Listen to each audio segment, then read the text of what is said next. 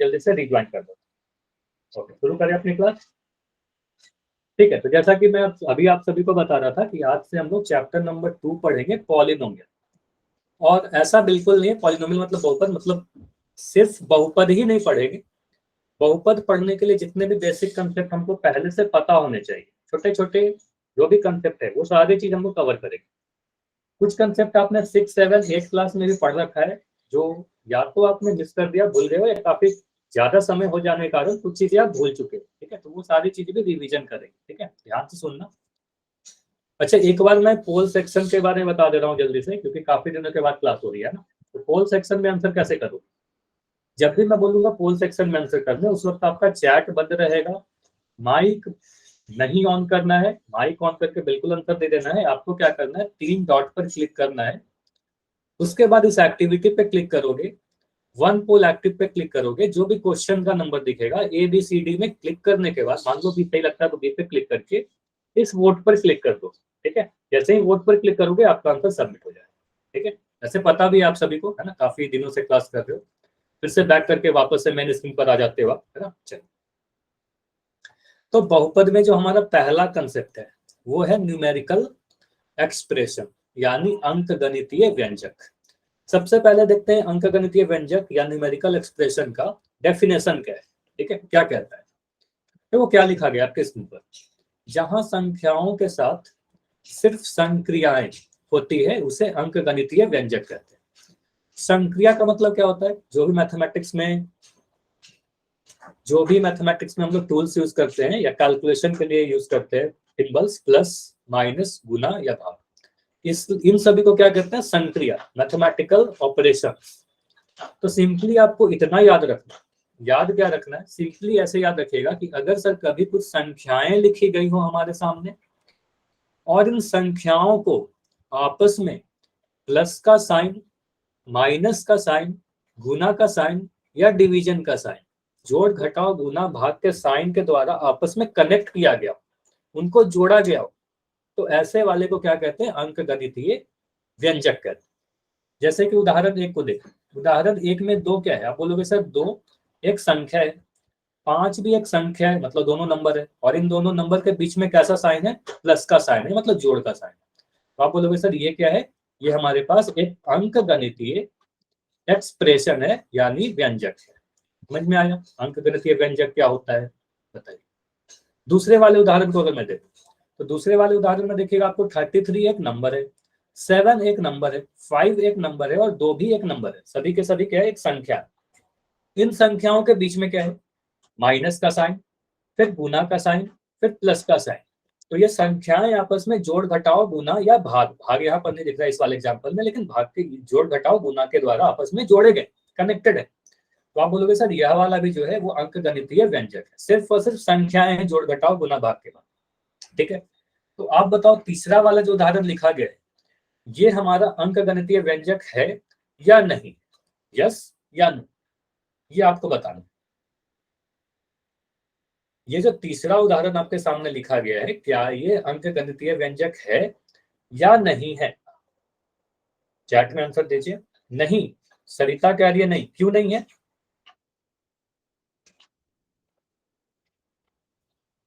अंकगणितीय व्यंजक क्यों नहीं, बिल्कुल होगा। आप बोलोगे सर 225 क्या एक नंबर है, 157 एक संख्या है, 3 भी एक संख्या है, 2 भी एक संख्या और 85 भी, 85 भी एक संख्या है। इन संख्याओं को देखो, माइनस का साइन, फिर गुना का साइन, भाग का साइन और जोड़ के साइन के द्वारा आपस में कनेक्ट किया गया, आपस में जोड़ा गया। तो आप बोलोगे सर यह भी एक अंकगणितीय व्यंजक है, बिल्कुल, न्यूमेरिकल एक्सप्रेशन। समझ में आया, अब समझ में आया कि ये तीनों ही उदाहरण जो लिखे गए थे ये तीनों ही अंकगणितीय व्यंजक। ठीक है, चलो मैं एक और क्वेश्चन पूछ रहा हूँ, मुझे बताइए, अगर आपके सामने लिख दिया जाए 5 × 4 - 3 + 7, क्या यह एक अंकगणितीय व्यंजक है, यस या नो, मुझे बताओ, हाँ या ना। क्या 5 × 4 - 3 + 7 अंकगणितीय व्यंजक है, न्यूमेरिकल एक्सप्रेशन है? तो आप बोलोगे सर बिल्कुल सर, यहाँ पर क्या लिखा गया, 5, यहाँ लिखा गया 4, यहाँ 3 और 7, ये चारों के चारों क्या है, संख्याएं। अब इन संख्याओं को आपस में कैसे जोड़ा गया है, तो गुना का साइन, माइनस का साइन और प्लस के साइन के द्वारा। तो गुना माइनस और प्लस के साइन के द्वारा ये कनेक्टेड है आपस में, ठीक है। तो आप बोलोगे सर यह बिल्कुल अंकगणितीय व्यंजक है, सिर्फ और सिर्फ जोड़ घटाव गुना भाग के अलावा संख्याएं दिख रही थी, ठीक है। अभी मैंने क्या बोला, जोड़ घटाव गुना भाग के द्वारा संख्याएं अगर जोड़ी गई हो, कनेक्टेड हो, तो उसे अंकगणितीय व्यंजक है, ठीक है। संख्या तो कई प्रकार के होते हैं ना, तो कोई भी संख्या रहेगा वो सारा अंकगणितीय व्यंजक होगा। जैसे कि मैं और उदाहरण लिख रहा हूं, अगर मैं लिख दूं 5.9 इंटू 8 प्लस 7 माइनस 6, ये अंकगणितीय व्यंजक होगा या नहीं होगा, बताइए, होगा या नहीं होगा। तो आप बोलोगे सर 5.9 क्या है, 5.9 एक दशमलव संख्या है तो संख्या, ठीक है। 8 क्या है, यह भी एक संख्या है, 7 भी एक संख्या और 6 भी एक संख्या है, और 5.9 भी एक संख्या है। तो आप बोलोगे बिल्कुल सर यह भी एक अंकगणितीय व्यंजक है, दशमलव संख्या भी हो सकता है, ठीक है। दशमलव संख्या का एक प्रकार का संख्या है। इवन में परिमेय संख्या लिख, अगर a बटा b के रूप वाली संख्या याद कीजिए, जैसे मैं लिख दूं 3/4 इंटू 8 प्लस 6 माइनस √3, ये बताओ अंकगणितीय व्यंजक है या नहीं है, यस और नो। ये जो मैं उदाहरण लिखा हूं 3/4 गुना 8 प्लस 6 माइनस √3, ये अंकगणितीय व्यंजक है या नहीं है।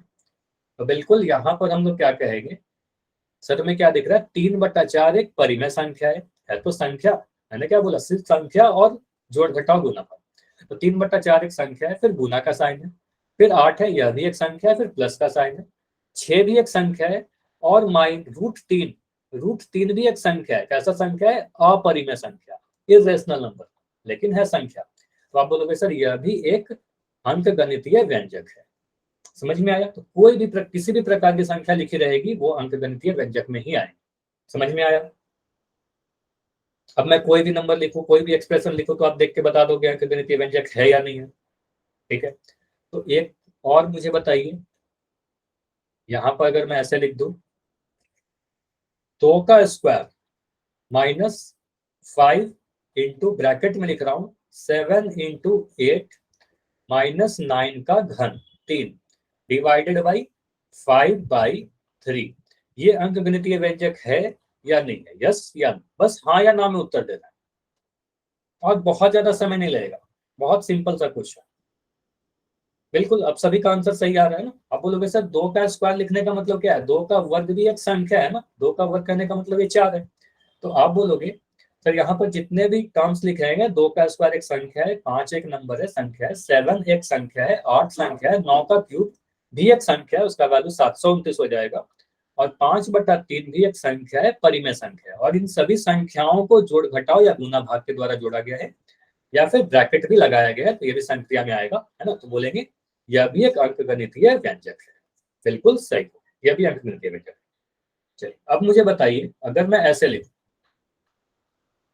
अब मैं आपसे अगर पूछूं ना कि कौन सा अंकगणितीय व्यंजक नहीं होगा, ठीक है, ये मुझे बताइए। अगर मैं ऐसे लिखता हूं x+3, ये अंकगणितीय व्यंजक है क्या, तो आप बोलोगे नहीं सर ये अंकगणितीय व्यंजक नहीं होगा। क्यों नहीं होगा, अगर आपका क्वेश्चन उठेगा कि क्यों नहीं होगा, यहां पर एक टर्म दिख रहा है मुझे x, क्या x गणित में कोई संख्या होती है, बताइए, x कोई संख्या होती है क्या। तो आप बोलोगे नहीं सर x कोई भी संख्या नहीं है, ठीक है ना, x कोई संख्या नहीं है गणित में। x तो अंग्रेजी का एक अक्षर है, क्या है, अंग्रेजी का एक अक्षर है, जिसको हम लोग आगे पढ़ेंगे, जिसको चर कहते हैं, वेरिएबल कहते हैं, ठीक है। अभी के लिए बस इतना समझ रहे हैं कि x कोई नंबर नहीं होता, x कोई संख्या नहीं है, ठीक है। तो आप बोलोगे सर यह वाला जो लिखा गया है ये अंकगणितीय व्यंजक नहीं है। समझ में आया। तो कभी भी अगर एक्स वाई जेड का कोई टर्म आ जाए, मतलब अगर कभी एक्स का टर्म, वाई का टर्म, जेड का टर्म अगर आपको दिखे, या कोई भी अक्षर दिखे, ए बी सी दिखे, पी क्यू आर दिखे, है ना, तो ये सारे अगर कभी भी व्यंजक में आ जाए, तो आप बोलोगे सर अंकगणितीय व्यंजक नहीं होगा, ठीक है। अंकगणितीय व्यंजक में x y z a b c इसके टर्म नहीं आने चाहिए, ठीक है।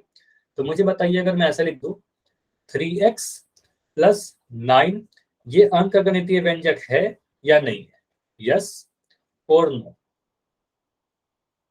3x-9 अंकगणितीय व्यंजक नहीं होगा। क्यों नहीं होगा, क्योंकि आप बता सकते हो कि सर यहाँ पर जो x दिख रहा है, x हमारा कोई संख्या नहीं होता। अगर मैं लिख दूं 54-9 इंटू 8, ये अंकगणितीय व्यंजक होगा या नहीं होगा, इस वाले उदाहरण के बारे में बताइए, 54 माइनस 9 इंटू 8। आप बोलोगे हाँ सर ये बिल्कुल अंकगणितीय व्यंजक है, लेकिन अगर मैं इसी में अगर ऐसे लिख देता 54m माइनस 9 इंटू 8p, अब बताइए ये अंकगणितीय व्यंजक है क्या? तो आप बोलोगे सर अब ये अंकगणितीय व्यंजक नहीं रहा, क्योंकि हमें यहाँ पर दो टर्म दिख रहे हैं, एक m का टर्म और एक p का टर्म, दो टर्म जो संख्या नहीं है ना। तो जोड़ घटाव गुना भाग के द्वारा सिर्फ अगर संख्या जुड़ा रहेगा तभी अंकगणितीय व्यंजक रहेगा, कुछ और अगर आ गया, कोई अल्फाबेट्स आ गए, अक्षर आ गया, तो अंकगणितीय व्यंजक नहीं रहेगा। चलिए अभी सारी चीजें क्लियर है इतना? अगर सही समझ में आया तो यस लिखिए, कोई भी डाउट है तो बताइए। समझ में आया? अब मैं पोल में क्वेश्चन पूछूंगा, ठीक है? बहुत इजी से क्वेश्चन है, बहुत कम समय लगेगा आपको ये सारी चीजें करने में, ठीक है? कॉपी पेन की भी जरूरत नहीं है ना? तो सिंपली बस आपको ध्यान से अगर मेरी बातें सुन रहे हो गया, ठीक है, तो काफी जल्दी आंसर कर पाओगे। ठीक है, पोल दिख रहा है, क्वेश्चन नंबर 1 है, पहला क्वेश्चन बोला जा रहा है कि 9 प्लस 3 माइनस 7.5, 9 प्लस 3 माइनस 7.5, क्या यह एक अंकगणितीय व्यंजक है, हाँ या ना? यस और नो, बस दो आंसर, दो ऑप्शन है, दोनों में आपको आंसर करना है, क्या ये सही है या गलत है? यस और नो। तो अभी तक सभी के आंसर सही है और आने भी चाहिए, बहुत ही आसान है ना। चलो 10 सेकंड और रुकेगी, सिर्फ 10 सेकंड, क्योंकि इसमें आपको कोई भी कॉपी पेन की जरूरत नहीं है, आप ध्यान से सुन रहोगे, काफी जल्दी आंसर कर दोगे। 5 4 3 2 1। चलिए अभी मैं पोल को एंड कर रहा हूं और इसको डिस्कस करते हैं। चलो यहाँ पर जितने भी आंसर दिए हो ना, आप सभी का आंसर बिल्कुल सही है, ठीक है? ऑप्शन नंबर ए कह रहे हो सभी लोग कि हाँ सर ये बिल्कुल अंकगणितीय व्यंजक होगा, क्योंकि आप सिंपली कह सकते हो सर 9 क्या है, एक संख्या है, 3 क्या एक संख्या है, 7.5 7.5 एक दशमलव संख्या है, और इन सभी संख्याओं को प्लस या माइनस के द्वारा जोड़ा गया है। तो अगर संख्याओं को जोड़ घटाओ गुना या भाग के द्वारा जोड़े तो आप बोलोगे सर वो अंकगणितीय व्यंजक होता है, तो बिल्कुल ये अंकगणितीय व्यंजक होगा, ऑप्शन नंबर ए हमारा सही होगा। क्लियर है? सभी के आंसर सही भी थे, आगे बढ़े। चलो इस क्वेश्चन में बोला जा रहा है कौन सा अंकगणितीय व्यंजक नहीं है, कौन सा न्यूमेरिकल एक्सप्रेशन नहीं है, तो आपको पहचानना है कौन सा वाला नहीं है हमारा, ठीक है? तो उल्टा आंसर मत करिएगा, ध्यान से देखिए, बताइए इसमें से कौन सा न्यूमेरिकल एक्सप्रेशन नहीं है। सिर्फ आपको इतना ही बताना है कि which of the following is not a numerical expression. तो सभी को ध्यान से देखिए सारे विकल्पों को और बताइए इसमें से कौन सा ऑप्शन न्यूमेरिकल एक्सप्रेशन नहीं है।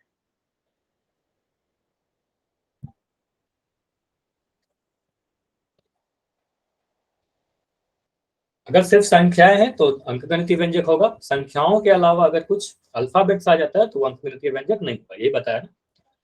ठीक, ठीक है, सभी के आंसर आ चुके हैं।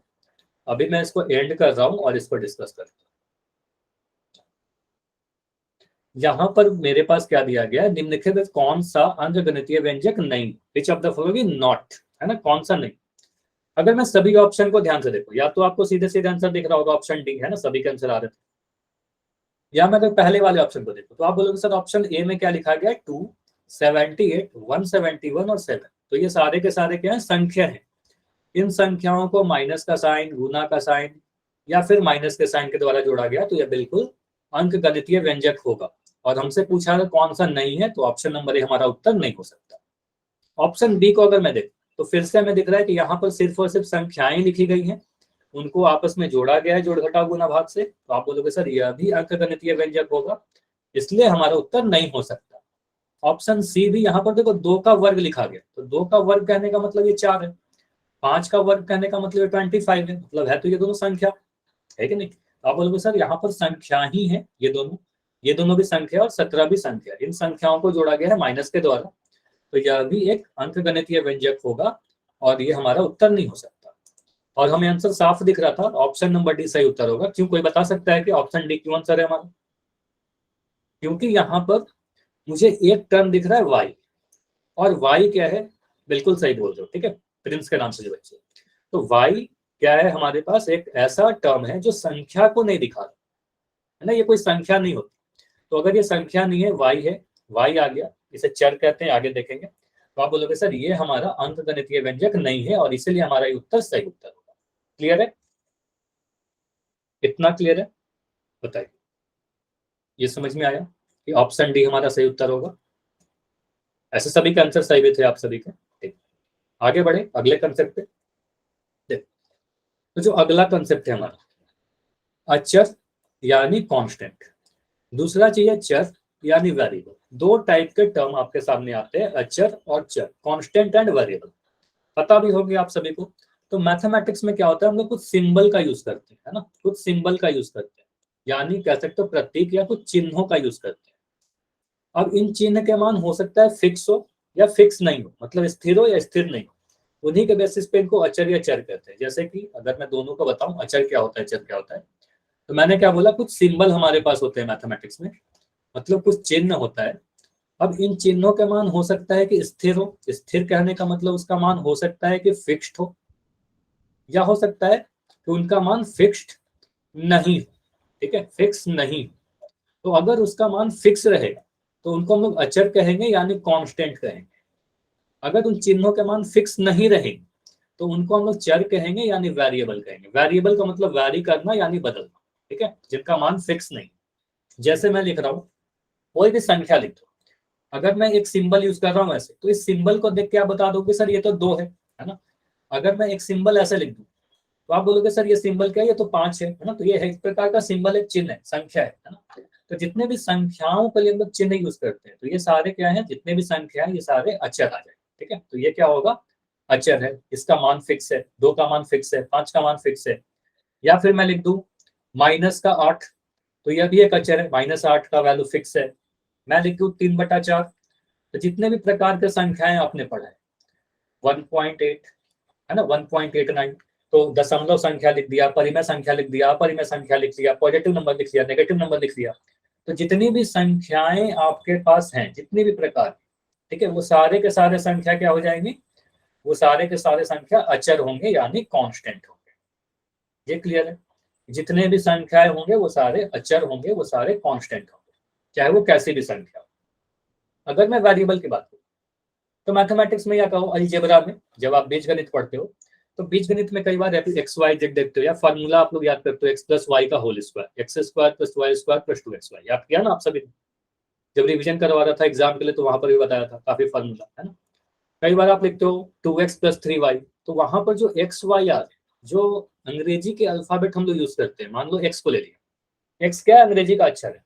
अब एक्स का कोई वैल्यू फिक्स नहीं है, एक्स का वैल्यू हो सकता है कभी कि एक्स का वैल्यू 5 हो जाए, या हो सकता है कि एक्स का वैल्यू सर -3 हो जाए, एक्स का वैल्यू 1.8 हो जाए, है ना। अलग अलग क्वेश्चन में अलग अलग होगा, बदलेगा, है ना। तो इसका मान क्या होगा, बदलते रहता है। तो अगर कोई सिंबल यूज कर रहे हैं, बदलते रहेगा, मतलब इसका मान कोई फिक्स नहीं होता। तो इंग्लिश का कोई अगर अल्फाबेट यूज कर रहा हूँ, जैसे कि x, y, z, m, p, s, कुछ भी यूज कर सकते हो, ठीक है। तो ये सारे को क्या कहेंगे, इन सभी को हम लोग चर कहेंगे यानी वेरिएबल कहेंगे। समझ में आया कि वेरिएबल क्या होता है और कांस्टेंट क्या होता है, अचर क्या होता है और चर क्या होता है, बताइए, यस और नो। जितने भी संख्याएं होंगी, याद क्या रखना है आपको, मेजरली इतनी चीजें याद रखिएगा कि अचर जो होंगे उनके मान स्थिर होंगे यानी उनका मान फिक्स्ड होगा। जो अच्छा रिपीट करूं, ठीक है, मैं रिपीट करूं, जो भी कांस्टेंट होगा, फिर से मैं रिपीट कर रहा हूं, ध्यान से सुनिएगा, जो भी कांस्टेंट होगा, जो भी अचर होगा, उसका मान क्या होगा, फिक्स होगा, उसको क्या कहेंगे, कांस्टेंट कहेंगे। चर का मान क्या होगा, स्थिर नहीं होगा, उसको चर कहेंगे, जिसका मान फिक्स नहीं हो। ठीक है, अब मुझे बताइए, अगर मैं लिख दूं कोई भी संख्या, क्या लिखा गया है, गणित की सभी संख्याएं अचर की श्रेणी में आती है। जैसे मैं लिख रहा हूँ -6, 0, 2, 5, 5/8, √6, 89.62, ये सभी के सभी क्या है, एक प्रकार की संख्या है ना, चाहे वो परिमेय संख्या है, अपरिमेय संख्या हो, पॉजिटिव नंबर हो, नेगेटिव नंबर हो, है ना, ये सारे के सारे संख्या है। तो इन सभी को क्या कहेंगे, इन सभी को अचर कहेंगे यानी कांस्टेंट कहेंगे। अचर कहने का मतलब जिसका मान नहीं बदले, फिक्स हो। ठीक है, अब अगर मैं अंग्रेजी का कोई अक्षर ले लूं, सिंपली ऐसा समझिएगा, एक्स, x का मान फिक्स होता है क्या? बताओ, आप ही बताओ, मोहित आप बताओ, x का मान फिक्स होता है क्या? चैट में लिख के बताइए। तो x का मान आप देखोगे कि किसी नहीं, फिक्स नहीं होता, ठीक है, सरिता कह रही है नहीं होगा। तो x का मान कभी हो सकता है ना कि x का मान 2 हो जाए। किसी क्वेश्चन को सॉल्व करोगे तो x का मान आपका आंसर आ जाएगा 15, है ना। कभी x को सॉल्व करते हो आपका आंसर आता है 3/4। तो x का मान तो अलग अलग हो सकता है। तो इंग्लिश के कोई अल्फाबेट को अगर हम मैथमेटिक्स में यूज करते हैं, जनरली बीजगणित में बहुत बार यूज करेंगे, तो उनको क्या कहेंगे? चर कहेंगे। उनको क्या कहेंगे? वेरिएबल कहेंगे। समझ में आया ये सारी चीज? चर किसे कहेंगे, अचर किसे कहेंगे? क्लियर? मोहित आप बताइए, आपका डाउट था। ठीक है, ठीक है। तो अभी मैं कुछ क्वेश्चन पूछ रहा हूँ, ठीक है, कुछ क्वेश्चन है। इन सभी क्वेश्चन का आंसर आप एक एक करके दीजिएगा, ठीक है। मैं अगर यहां पर लिख दूं 5, तो 5 को देखकर आप बताओ, ये चलो मैं लिख दे रहा हूँ 5/13। 5/13 को देखकर आप बताओ कि 5/13 क्या है। ऑप्शन ए है आपके सामने अचर, ऑप्शन बी है आपके सामने चर। अचर कहने का मतलब कांस्टेंट, और चर कहने का मतलब वेरिएबल। तो 5/13 कह रहे हो ए ऑप्शन, ठीक है, मतलब अचर है सर, इसका मान फिक्स है। 5/13 का मान फिक्स होगा, एक परिमेय संख्या है, तो जो भी संख्या होंगी वो अचर होगा।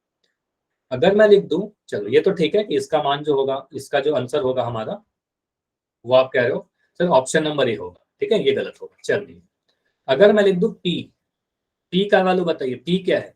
ऑप्शन ए है आपके सामने, मतलब वैल्यू नहीं पूछ रहा, बस आपसे ये पूछ रहा हूँ कि अचर है, या ऑप्शन बी है आपके सामने चर। B, very good. तो आप बोलोगे सर पी का कोई वैल्यू फिक्स नहीं है, पी का कुछ मान फिक्स नहीं है, पी का अलग अलग क्वेश्चन में अलग अलग वैल्यू हो सकता है, इंग्लिश का अल्फाबेट है, कोई संख्या नहीं है। तो आप बोलोगे सर ये क्या है? चर, अचर नहीं है, ठीक है। अब मुझे बताइएगा, अगर मैं कभी ऐसे क्वेश्चन पूछूं, अगर मैं आपसे क्वेश्चन पूछ रहा हूं 2x+3, और 2x+3 को देखकर आपको बताना है कि यहाँ पर चर कौन सा है। चर बताइए क्या है? 2x+3 में चर कौन सा है, वेरिएबल कौन सा है? तो आप बोलोगे सर चर मतलब जो इंग्लिश का अल्फाबेट है, वेरिएबल की बात कर रहे हैं, तो वेरिएबल क्या होगा? एक्स होगा, जो कि यहाँ पर दिख रहा है, ठीक है। अब अगर बोलो कि इसमें अचर क्या है, कांस्टेंट क्या है, तो आप बोलोगे सर एक कांस्टेंट तो मुझे यहाँ पर दिख रहा है 2, है ना, एक कांस्टेंट तो मुझे 2 दिख रहा है, और एक कांस्टेंट और दिख रहा है मुझे 3, ठीक है। तो 2 कांस्टेंट दिखा, 2 नंबर दिख रहा है, 2 और 3। समझ में आया? तो 2 और 3 क्या हो गया यहाँ पर? कांस्टेंट हो गया, यानी अचर हो गया। क्लियर? चल, अगर मैं लिख रहा हूं यहाँ पर 5x² + 13y, ठीक है। अब मुझे बताइए यहाँ पर चर क्या लिखोगे? चर क्या लिखोगे? देखो चर के लिए आपको x² लिखने की कोई जरूरत नहीं है, सिर्फ आप बोलो सर चर क्या होगा, एक x है और एक y है, पावर लिखने की जरूरत नहीं है, ठीक है, x और y इतना से काम चल जाएगा। अगर मैं अचर बोल, अचर के लिए क्या लिखोगे? 5 और 13, क्या यहाँ पर 2 भी लिखेंगे? देखो यहाँ पर ध्यान यही रखना है, इंपॉर्टेंट यही है, ये जो पावर में 2 आया है इसको हमें नहीं लेना है, क्योंकि वो चर का पावर, ठीक है, तो उसको नहीं लेना है, पावर को नहीं लेना है, ठीक है। तो सिर्फ आप बोलोगे सर अचर कौन सा है, एक 5 है और एक हमारे पास 13 है, 5 और 13। क्लियर हुआ? कितना क्लियर हुआ? इसको मैं मिटाऊं?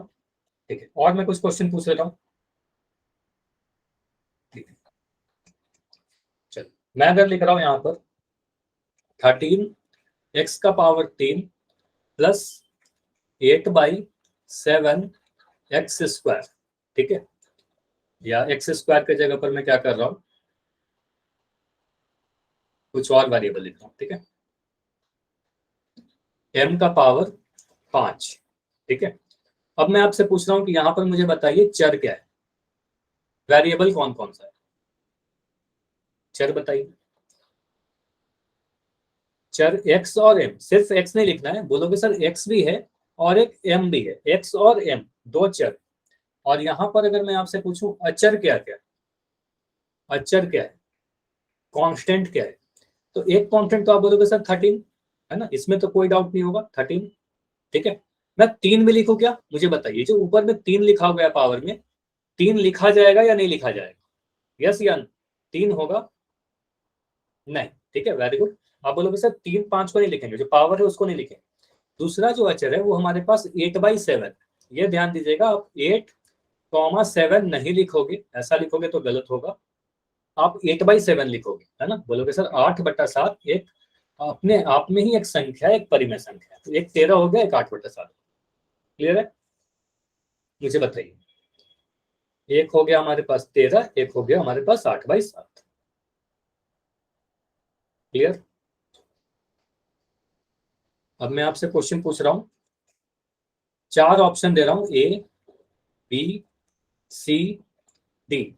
इसमें से आपको अचर बताना है कि कौन सा अचर लिखा गया है। अगर मैं लिख दूं यहाँ पर x² y, यहाँ पर मैं लिख दूं -15 का x, यहाँ पर मैं लिख दूं 13, और यहाँ पर मैं लिख दूं p², तो मुझे बताइए अचर इसमें से कौन सा है? ऑप्शन ए बी सी या डी, अचर कौन सा नंबर? ए बी सी या डी, कहां पर आपको सिर्फ अचर दिख रहा है? ऑप्शन नंबर सी, है ना। तो सरिता कह रही है सर सी में दिख रहा है ना। आप बोलोगे सर यहाँ पर एक नंबर लिखा गया और ये हमारे पास क्या है, अचर है। अच्छा, बी में भी अचर है ना, 15 है, लेकिन हमने क्या बोला, सिर्फ ऐसा ऑप्शन बताओ जिसमें सिर्फ अचर है। तो आप बोलोगे सर ऑप्शन सी में सिर्फ अचर है, ठीक है, ये अचर क्लियर है, कांस्टेंट है। ऑप्शन सी इसका सही उत्तर हो। समझ में आया? हाँ, कोई डाउट है तो बताइए। अगर हैंड रेस की हो, कोई डाउट है मोहित तो बताइए। नहीं, ठीक, इतना क्लियर है। अभी मैं क्वेश्चन पूछूं होल सेक्शन में।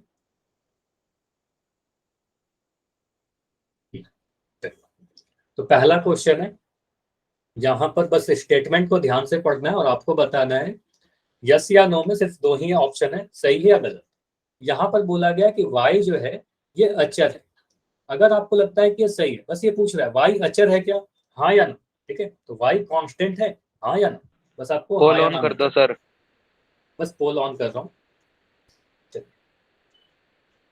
अच्छा, पोल ना थोड़ी देर बाद इसलिए ऑन की जाती है क्योंकि कई बार आप हड़बड़ी कर देते हो, ठीक है, तो इसलिए बस थोड़ी देर बाद पोल लॉन्च किया जाएगा।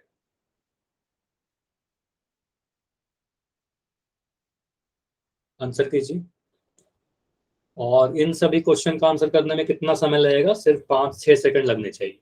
और जैसा कि आप सभी का आंसर आ भी गया, 100%, जितने बच्चे हो सभी का आंसर आ गया, और सभी के आंसर सही भी है, ठीक है।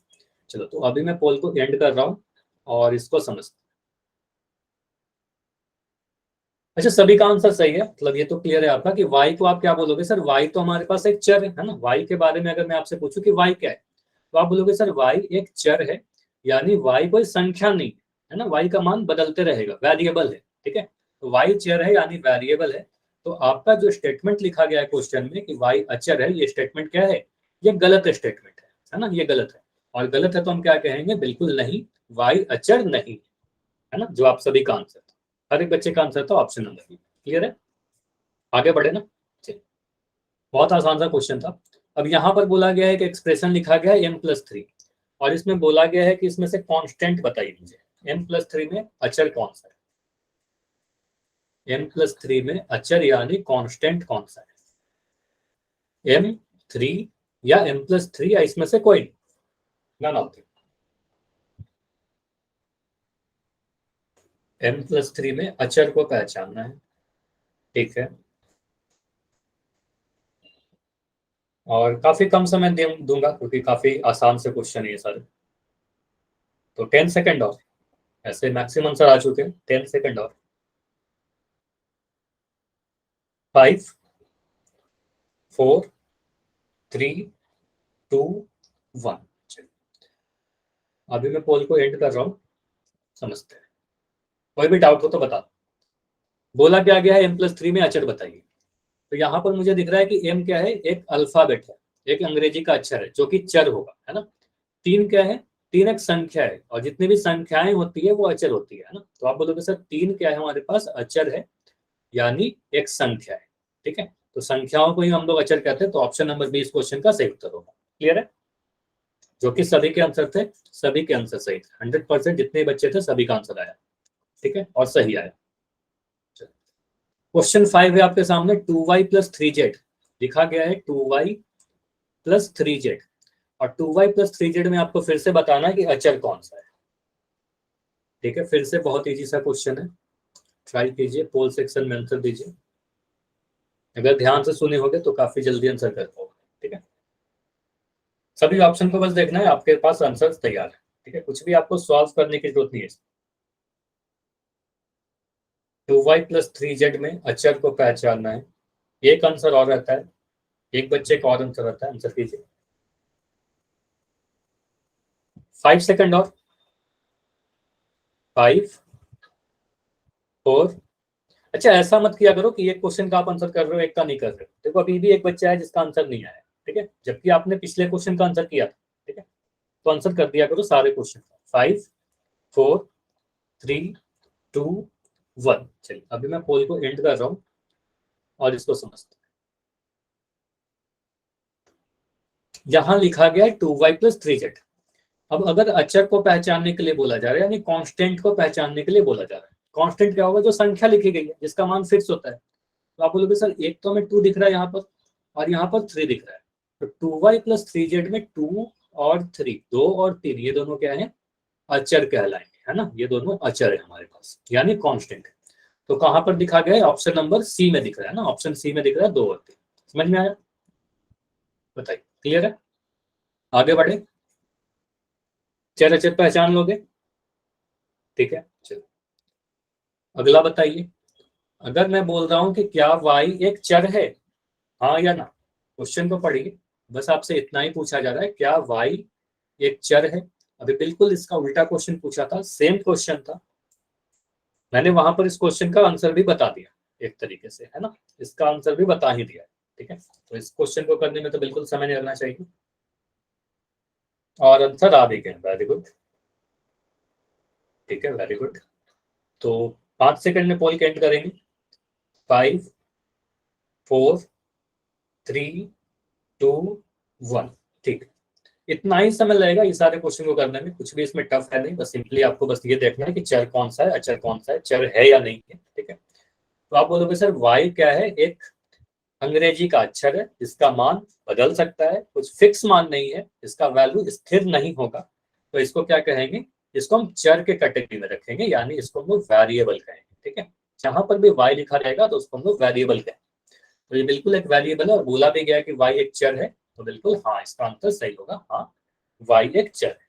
ठीक है, जैसा कि आप सभी का आंसर बिल्कुल सही आ रहा है सारे क्वेश्चन में। ठीक है, चल अब मैं यहाँ पर पहचानने के लिए बोल रहा हूँ कि x-7 में मुझे चर पहचान के बताइए, वेरिएबल को पहचान के बताइए। यहाँ पर वेरिएबल कौन सा है?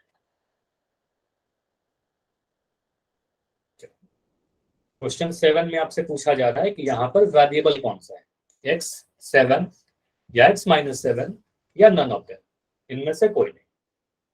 ए बी सी या डी, एक आंसर आ गया। ठीक है, बाकी सभी लोग करें।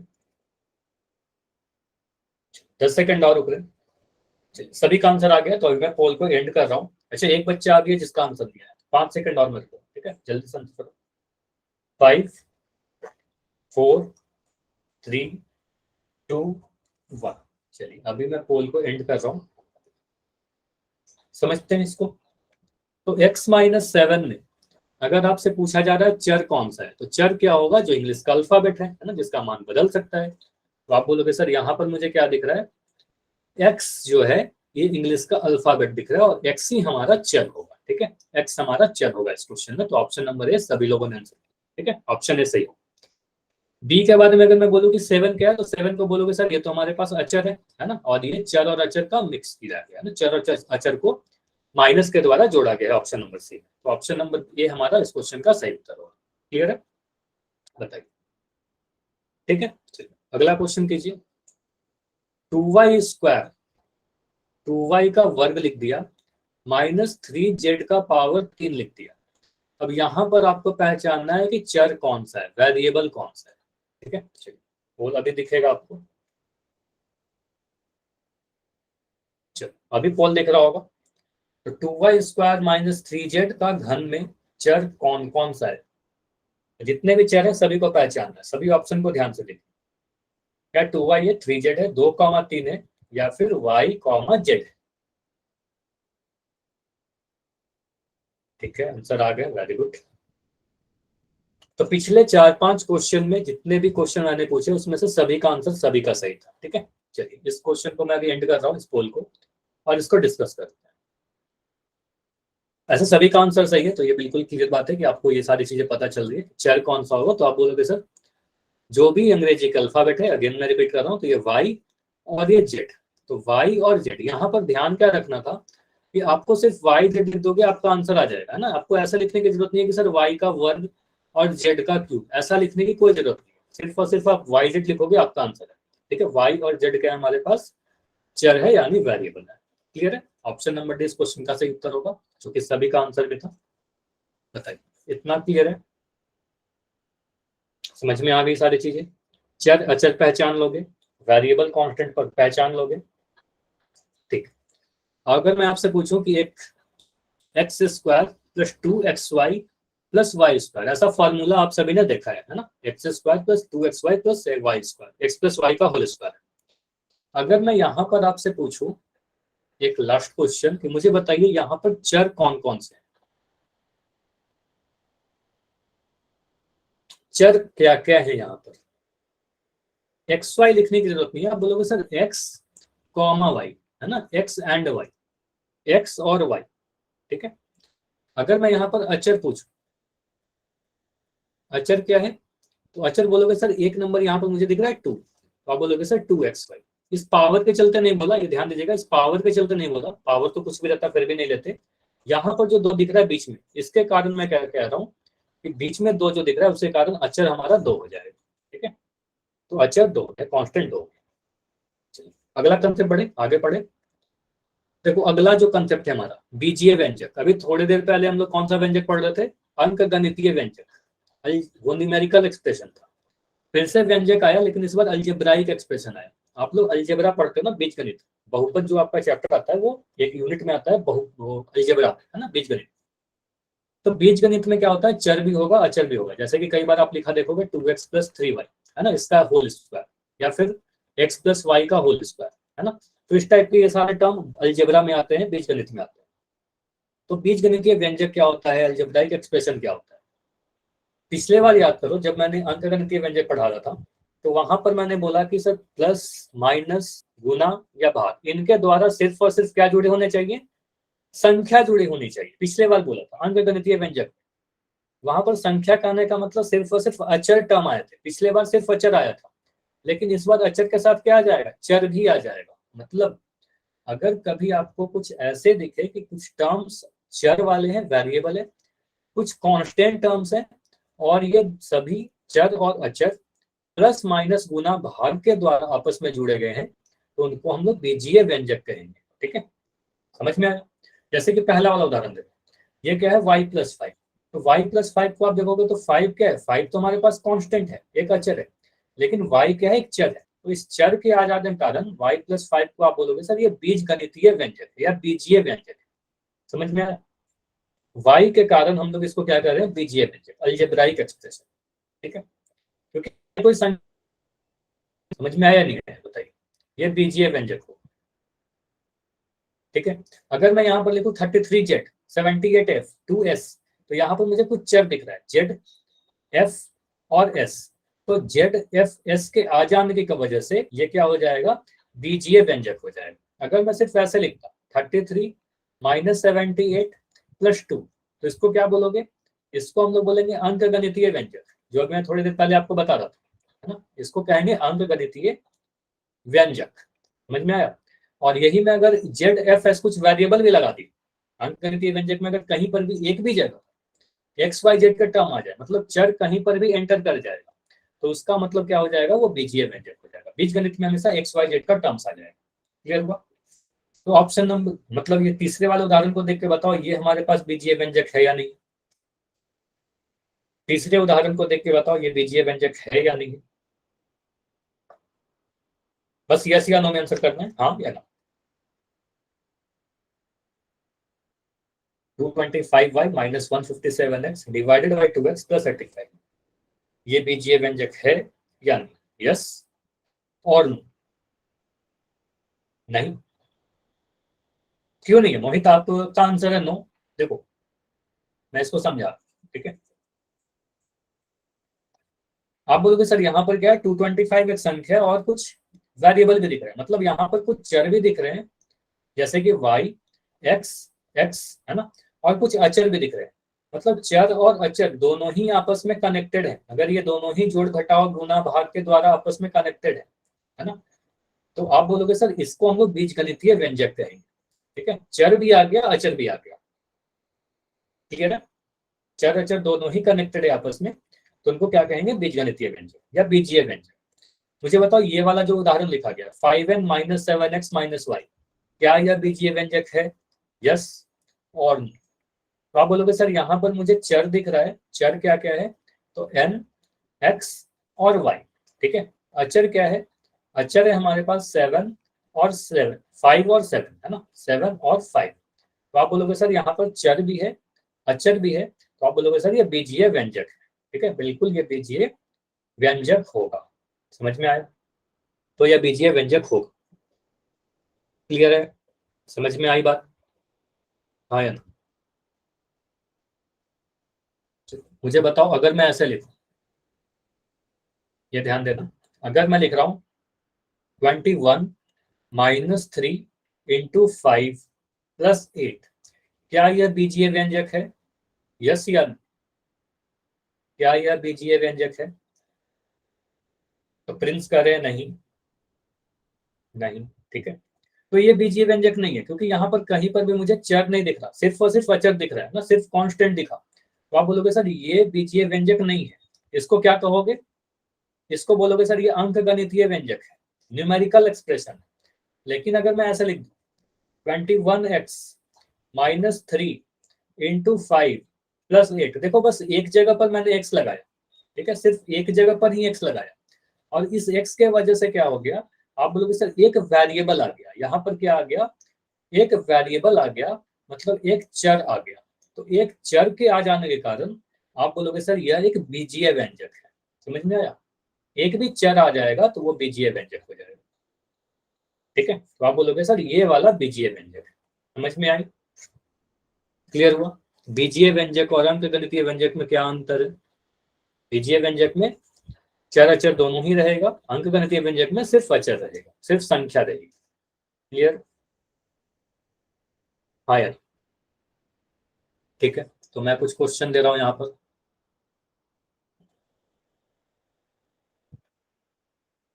ठीक है। चलो यहाँ पर मैं लिख रहा हूं, बस आपको ये बताना है कि बीजीय व्यंजक है या नहीं। मैं यहाँ पर लिख रहा हूँ एक्स का square plus 5x plus 83 minus 92y, ये बीजीय व्यंजक है क्या? तो प्रिंस ने आंसर दे दिया कि बिल्कुल है सर, है ना, बिल्कुल होगा, क्योंकि यहाँ पर मुझे चर भी दिखे, अब एक जगह भी चर दिख गया तो आप बोलोगे सर बीजीय व्यंजक है, ठीक है। हालांकि यहाँ पर चर अचर दोनों ही जोड़े गए हैं आपस में, तो बिल्कुल ये बीजीय व्यंजक हो। अगर मैं लिख दूं 21 इंटू 3/8 प्लस 13, ये बीजीय व्यंजक होगा क्या? यस या नो? नहीं, तो प्रिंस कह रहा है नहीं, बिल्कुल नहीं होगा ये, क्योंकि यहाँ पर मुझे क्या दिख रहा है, सिर्फ और सिर्फ नंबर दिख रहा है, सिर्फ अचर दिख रहा है, कहीं पर भी कोई वेरिएबल दिख रहा है क्या? कोई भी वेरिएबल नहीं आया, कोई भी चर नहीं आया, तो आप बोलोगे सर ये अंकगणितीय व्यंजक है, बीजीय व्यंजक नहीं है, क्या है, अंकगणितीय व्यंजक, ठीक है। चलो अगर मैं लिख दूं एक्स प्लस वाई, ये हमारे पास बीजीय व्यंजक है क्या? ये बीजीय व्यंजक है क्या? तो बिल्कुल हाँ, ये बीजीय व्यंजक होगा। देखो यहाँ पर बिल्कुल दो अगर सिर्फ चर भी जोड़े गए, ठीक है, अगर सिर्फ दो चर भी जोड़े गए तो आप बोलोगे सर ये बिल्कुल बीजीय व्यंजक होगा। ये मत करना कि सर यहाँ पर अचर नहीं है, ठीक है, बिल्कुल अचर है, यहाँ पर हिडन है। जैसे मैं इसको लिख सकता हूँ ना 1 into x plus 1 into y, तो हालांकि लिखा नहीं जाता 1 into x into 1 into y, लेकिन 1 इंटू एक्स लिख सकते हैं उसको, कहीं ना कहीं यहाँ पर 1 भी छुपा हुआ है, ठीक है। तो आप 1 अचर कह सकते हो, सर 1 अचर है। लेकिन मैं इतना भी कह सकता हूँ सीधे कि अगर कुछ सिर्फ और सिर्फ चर भी आपस में जोड़े गए, जैसे कि अगर मैं यहाँ पर ऐसे लिखूं x square plus x minus y, तो इसको बीजीय व्यंजक कहेंगे कि नहीं? तो बिल्कुल यह भी एक बीजीय व्यंजक है, सिर्फ चर भी जोड़ा गया है तो वो भी बीजीय व्यंजक है। समझ में आया? बीजीय व्यंजक पहचान लोगे। अभी मैं क्वेश्चन पूछूं, बताइए। ठीक, तो अभी क्वेश्चन है आपके सामने, होल सेक्शन में आंसर करना है। क्या x+3 एक बीजीय व्यंजक है या नहीं? बस यस या नो में आंसर करना है। क्वेश्चन नंबर 9 है, x+3 बीजीय व्यंजक है या नहीं? x+3 के बारे में पूछा जा रहा है, यह बीजीय व्यंजक है या नहीं? अगर आपको लगता है तो यस कीजिए, अगर आपको लगता है नहीं है तो बी। थोड़ा मन में रीजन भी सोचिएगा, अगर है तो क्यों है और नहीं है तो क्यों नहीं। 5 सेकंड, ओनली 5 सेकंड, है ना, हो जाएगा इतने में। 5 4 3 2 1। अभी मैं पोल को एंड कर रहा हूँ। अच्छा, एक आंसर इसमें गलत आया, अभी तक सभी का आंसर आप सभी के सभी सही आ रहे थे। एक क्वेश्चन इसमें किसी का आंसर गलत आया, तो ध्यान से देखिएगा। यहाँ पर मैं क्या कर रहा हूँ कि x+3 बीजीय व्यंजक है या नहीं। बीजीय कहने का मतलब क्या हुआ, अलजेब्रा कहने का मतलब क्या हुआ, चर आ जाना, एक्स वाई जेड का कुछ टर्म्स आ जाना। तो यहाँ पर दिख रहा है ना हमें एक एक्स का टर्म, तो एक्स का टर्म आ गया तो बिल्कुल ये अलजेब्रा है ना, अलजेब्रा है मतलब अलजेब्राइक एक्सप्रेशन है ना। तो आप बोलोगे सर ये बीजगणितीय व्यंजक होगा, है ना, बीजगणितीय व्यंजक बिल्कुल होगा, है ना, ऑप्शन नंबर ए सही होगा, है ना। नहीं होने का क्या रीजन है, आप अगर नहीं कह रहे हो तो आप रीजन बताओ क्यों नहीं। बिल्कुल ये बीजगणितीय व्यंजक होगा, क्योंकि चर भी है अचर भी है, एक्स हमारे पास चर है, 3 अचर है, इन दोनों को जोड़ा गया है। तो आप बोलोगे सर बीजगणितीय व्यंजक है। अगला क्वेश्चन कीजिए, इसमें से कौन सा एक बीजीय व्यंजक है? फिर से 4 ऑप्शन है, सभी को देखिए और बताइए इसमें से कौन सा एक बीजीय व्यंजक। पहचानना है बस आपको, कुछ नहीं करना। ए बी सी या डी, अलजेब्राइक एक्सप्रेशन को पहचान। तो अगर सिर्फ संख्याएं लिखी गई है तो वो अंकगणितीय व्यंजक होगा, संख्या के साथ कुछ वेरिएबल आएगा तो वो बीजीय व्यंजक होगा। ठीक है, चलो, तो अभी तक जितने आंसर आए बिल्कुल सही है, वेरी गुड। 5 सेकंड और रुकते। 5। अच्छा, समय मैं बार बार रिपीट करता हूँ, इतना कम समय इसलिए दिया जा रहा है क्योंकि बहुत इजी से क्वेश्चन है, आप सभी के आंसर आ भी जा रहे हैं काफी जल्दी से, है ना। 5 4 3 2 1। चलिए अभी मैं पोल को एंड कर रहा हूँ और इसको समझता हूँ। तो यहाँ पर बोला गया निम्नलिखित में से कौन सा बीजीय व्यंजक है। तो अगर मैं ऑप्शन ए को देखूं तो आप बोलोगे सर ऑप्शन ए जो है अंकगणितीय व्यंजक है, ये हमारा बीजीय व्यंजक नहीं है क्योंकि यहाँ पर सिर्फ 2 संख्याओं को जोड़ा गया है। ऑप्शन बी को देखो तो ऑप्शन बी में मुझे दिख रहा है वाई क्या है, एक चर है यानी एक वेरिएबल है, एक क्या है, एक अचर है, एक कांस्टेंट है, दोनों को प्लस का साइन के द्वारा जोड़ा गया है। तो यहाँ पर अचर भी आ गया, चर भी आ गया, इतना भी नहीं सोचेंगे तो सिर्फ हम कहेंगे सर हमें एक टर्म तो वाई दिख गया ना, एक टर्म वाई दिख गया मतलब एक चर दिख गया, है ना। और अगर कभी भी एक चर आ गया, एक वेरिएबल आ गया, ठीक है, तो हमारे पास ऑप्शन नंबर बी कहेंगे ये हमारे पास अलजेब्राइक एक्सप्रेशन, ऑप्शन बी सही उत्तर होगा। ठीक है, ऑप्शन सी क्या है, ये हमारे पास अंकगणितीय व्यंजक है, बीजगणितीय व्यंजक नहीं होगा। और ये अभी नहीं होगा क्योंकि 3 × 2 दोनों ही अचर लिखे गए, दोनों ही संख्या लिखी गई। ठीक है, ऑप्शन बी सही होगा। क्लियर है। अच्छा, एक क्वेश्चन और कर लेते हैं मोहित, एक क्वेश्चन और कर लेते हैं, लास्ट क्वेश्चन, उसके बाद एंड करेंगे। ठीक है, एक क्वेश्चन और कर लेते हैं। तो यहाँ पर बोला गया है पूरा टॉपिक हो ही जाएगा, एक क्वेश्चन ये था, फिर अगले क्लास से एक नई टॉपिक स्टार्ट करेंगे। ठीक है, तो इनमें से कौन सा एक बीजीय व्यंजक है, फिर से बस वही पहचानना है कि कौन सा एक अलजेब्राइक एक्सप्रेशन है। लास्ट क्वेश्चन करेंगे। अच्छा, क्लास के बाद एक और इंपॉर्टेंट चीज कि आज लिफ्ट मत करना कोई भी लोग। ठीक है, थोड़ी सी होमवर्क में थोड़ी चेंजेस है, होमवर्क के बारे में कुछ बताऊंगा कि आज से होमवर्क कैसे मैं आपको दूँ। ठीक है, अब आपको बुक से होमवर्क नहीं दिया जाएगा।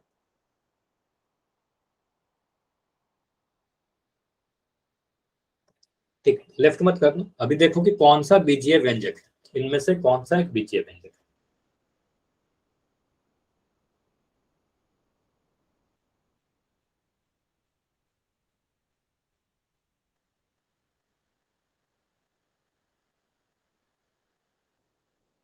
फाइव 4 3 2 1। चलिए अभी मैं पोल को एंड कर रहा हूं, इसको समझिए।